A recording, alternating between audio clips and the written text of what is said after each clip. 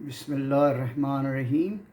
الحمد للہ رب العالمین والصلاة والسلام علی رسول الامین محمد صلی اللہ علیہ وسلم۔ پاکستان منزل بمنزل فیاض مدثر مبین کے ساتھ یہ سیریل فیاض مدثر مبین خود ہی ٹیکسٹ بناتے ہیں، خود ہی اس کو ڈرافٹ کرتے ہیں اور اس کی خاطیہ آپ کے سامنے پیش کر رہے ہیں۔ آج اس سیریز میں 39واں ایپیسوڈ پیش کیا جائے گا، جو کہ اپریل 1950 کے واقعات کے پر مشتمل ہے۔ یہ ایپیسوڈ آپ کے سامنے فیاض مدثر مبین صاحب پیش کر رہے ہیں، جو کہ پروفیشنلی میکینیکل انجینئر اور ڈیسیلینیشن ایکسپرٹ ہیں، اور اس کے ساتھ ساتھ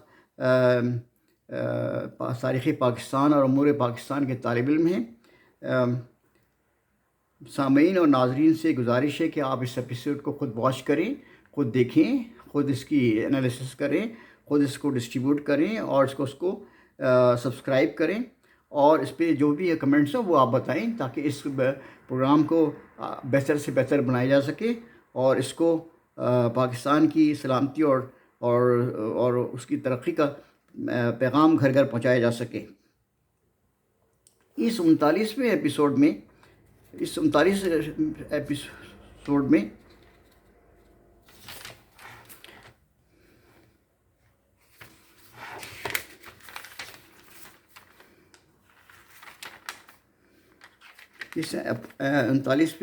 میں آپ کے سامنے اپریل 1950 کے واقعات کی تفصیل پیش کی جائے گی، جو کہ پاکستان میں وقوع پذیر ہوئے۔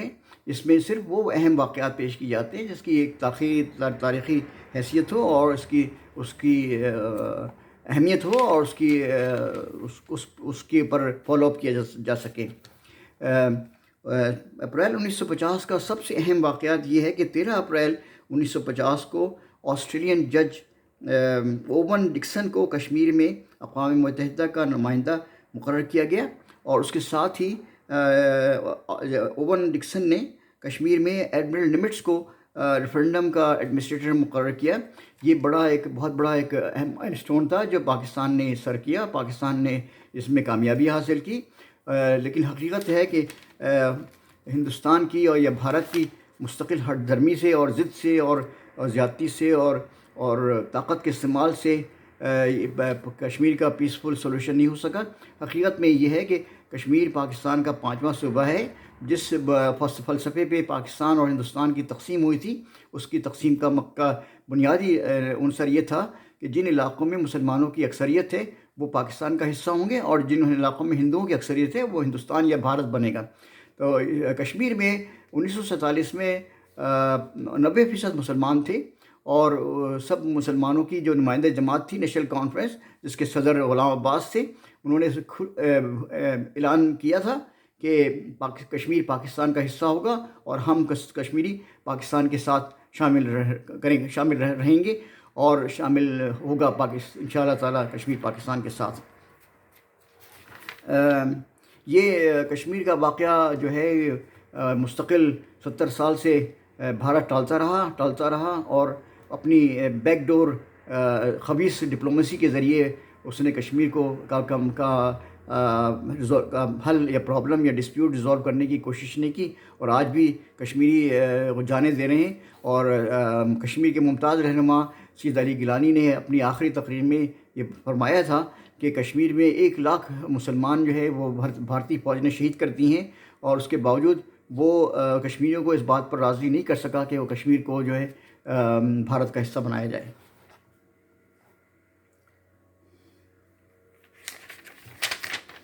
اپریل 1950 کا ایک اور مشہور واقعہ یہ ہے کہ مشرقی پاکستان کے Pakistani governor sir Frederick Bourne مستعفی ہو گئے اپنی ذاتی وجوہات کی بنیاد پر۔ تو پاکستان کی مرکزی حکومت نے مشہور مسلم لیگ لیڈر ملک فیروز خان نون کو مشرقی پاکستان کا گورنر مقرر کر دیا۔ ایک اور اہم خبر یہ ہے کہ 12 اپریل 1950 کو جسٹس سر عبدالرشید کو پنجاب یونیورسٹی کا وائس چانسلر بنا دیا گیا۔ سر عبدالرشید پاکستان کے پہلے چیف جسٹس تھے، اور اس زمانے میں پاکستان کی جو اعلیٰ عدالت تھی وہ فیڈرل کورٹ کہلاتی تھی. اس کے بعد میں اس کا نام supreme court of Pakistan change کر دیا گیا.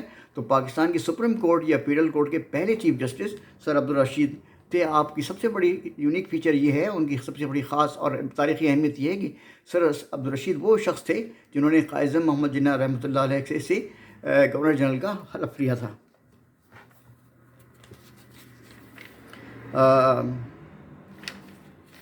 دوسری ایک اور اہم مشہور واقعہ اپریل 1950 کا ایک کانفرنس ہے، ایک اجتماع ہے، ایک میٹنگ ہے، جو کہ دونوں ملکوں میں یعنی بھارت اور پاکستان اور بھارت کے درمیان جو مائنورٹیز ہیں، اقلیتی لوگ ہیں جو کمزور ہیں، ان کی ویلفیئر کے لیے، ان کی بہتری کے لیے ایک لائحہ عمل بنایا جائے. یہ کانفرنس جو ہے وہ 2 اپریل کو نیو دہلی میں ہوئی تھی. اس میں پاکستان کے اور بھارت کے وزرائے اعظم نے شرکت کی تھی.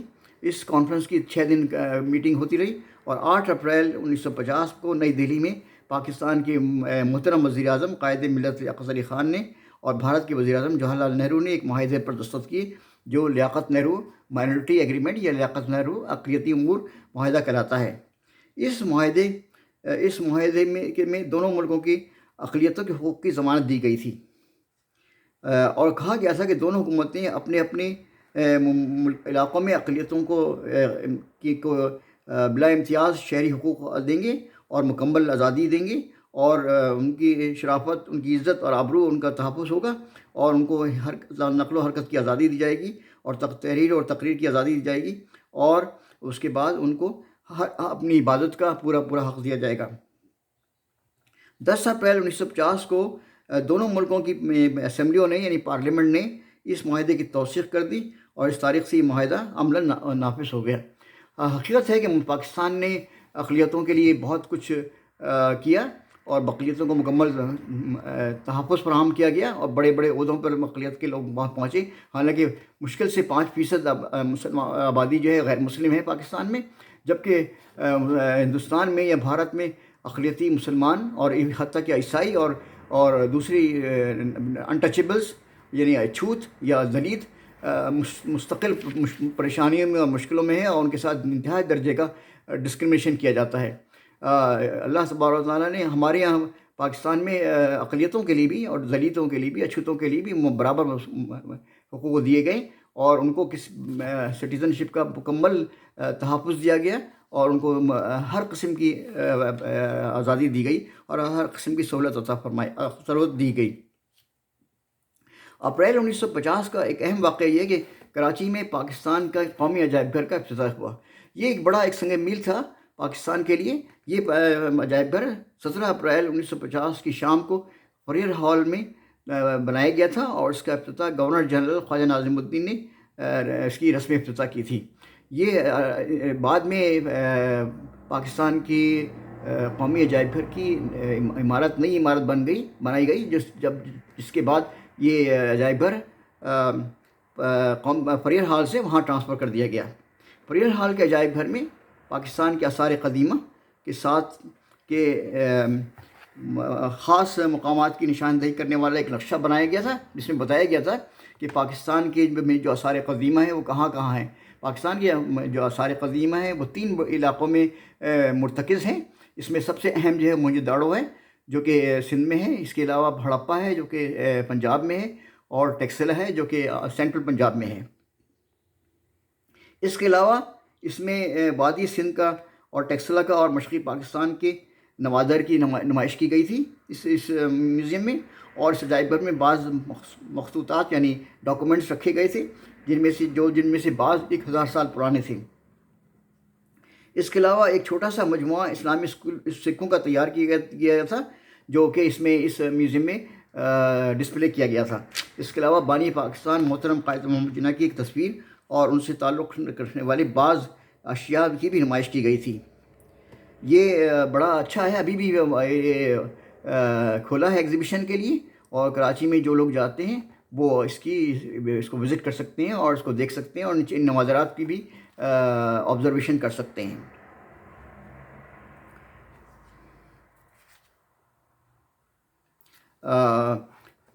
اپریل 1950 کا ایک بہت بڑا اہم واقعہ ہے کہ پاکستان کی پارلیمنٹ نے پاکستان کی انڈسٹریل ڈیولپمنٹ کارپوریشن جو کہ PIDC کہلاتی ہے، پاکستان انڈسٹریل ڈیولپمنٹ کارپوریشن یا PIDC کا مسودہ قانون منظور کیا۔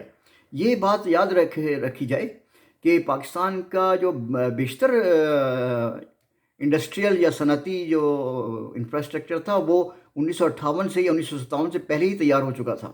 بعض لوگ اپنے اس میں رو میں ہی کہتے ہیں کہ جی پاکستان کی جو ساری انڈسٹریل ڈیولپمنٹ ہوا ہے وہ 1957 کے بعد، وہ ایسی ہرگز بات نہیں۔ تمام industrial organization, industrial corporation, PCCR، PIDC، mineral development corporation اور بہت سارے ادارے بنائے جا چکے تھے قائد اعظم محمد ضیاء کے زمانے میں بھی اور قائد ملت لیاقت علی خان کے زمانے میں بھی۔ 19 اپریل 1950 کو ایک اہم واقعہ یہ ہے کہ کراچی میں بھارت اور پاکستان کے نمائندوں کے درمیان تجارتی کانفرنس شروع ہوئی۔ اس میں 21 اپریل کو پاکستان اور بھارت کے درمیان کئی معاہدے ہوئے، تجارتی معاہدے ہوئے، جس سے کافی چیزیں ریزالو ہو سکیں۔ 26 اپریل 1950 کو پنڈت نہرو وزیر اعظم ہندوستان بھارت پاکستان پہنچے اور قائد ملت لیاقت علی خان سے ملاقات کی۔ اس میں خاص بات ہے کہ انہوں نے قائد اعظم محمد جناح کے مزار پہ بھی حاضری دی اور وہاں پھولوں کی چادر چڑھائی۔